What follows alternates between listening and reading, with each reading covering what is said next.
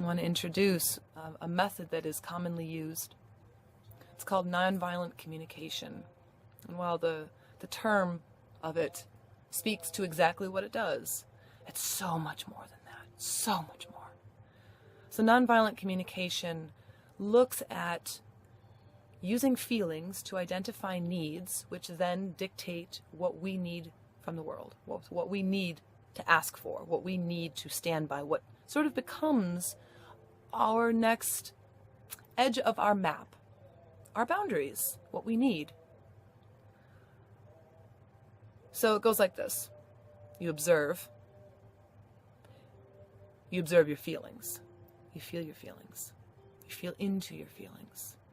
And then you take those observed feelings and you figure out what they're telling you that you need. Because when feelings rise up, they're telling us that there's something here that's shaking you up. It's showing you an edge. It's showing you the edge of your notness. And when you can find the edge of your notness, then that can show you your inside edge of your isness. It becomes the new edge of your map of who you are. So when you observe your feelings, they tell you what you need. Need is the next one. So now that you know what you need because you felt your feelings and you've observed them through observation, they can then create the dynamic for what you need to make a request of. Whether it's a request to yourself, a request to a partner, a spouse, a workplace, society in general. Maybe it's a disclaimer that you now come with.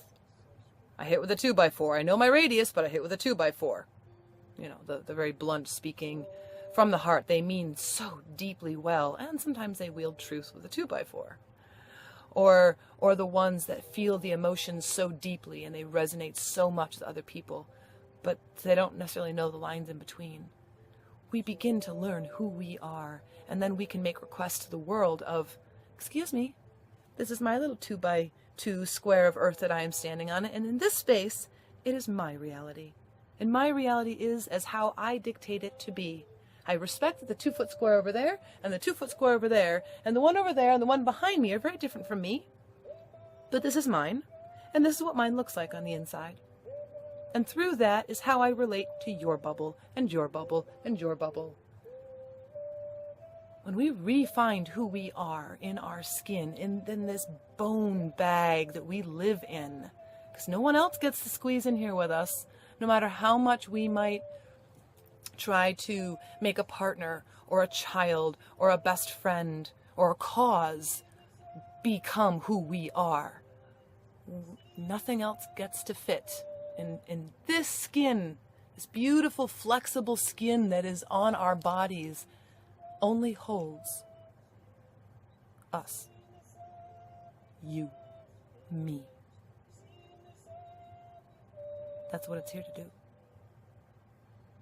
What we're here to do is to figure out what that means for us. Not for what other people want from us. Not for what we can give them. But for what and who we are. From that is the most powerful place to begin anything.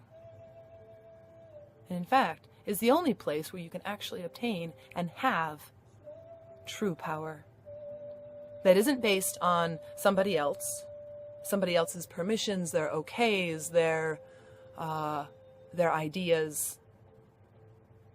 It's based on who we are. So nonviolent communication, just as a quick recap, it goes through 4 main stages. It goes through observe, feelings, needs, and requests. And you can do this with yourself. You can do this in journaling. You can do this with your partner. Even if they're not doing it, you can do it. You can also share with them how to do it and make a request from them that they begin to work with that. Because otherwise these feelings just run around rampant and we spew and slather them all over ourselves and each other, and we expect everyone else to fix it.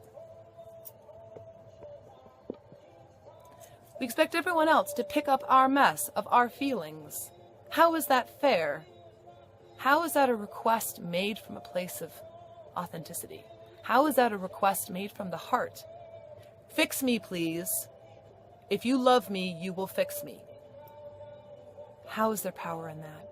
That is giving the power to the other person. You fix me, and then I'll be better. You give me power, and then I'll have power. What if the power that you have is already right inside of you? Don't give it away. Claim it. Own it. It's your birthright. And it is, at the end of the day, the only thing that you take home with you. And it will bring you home to your heart, to your soul, to your isness.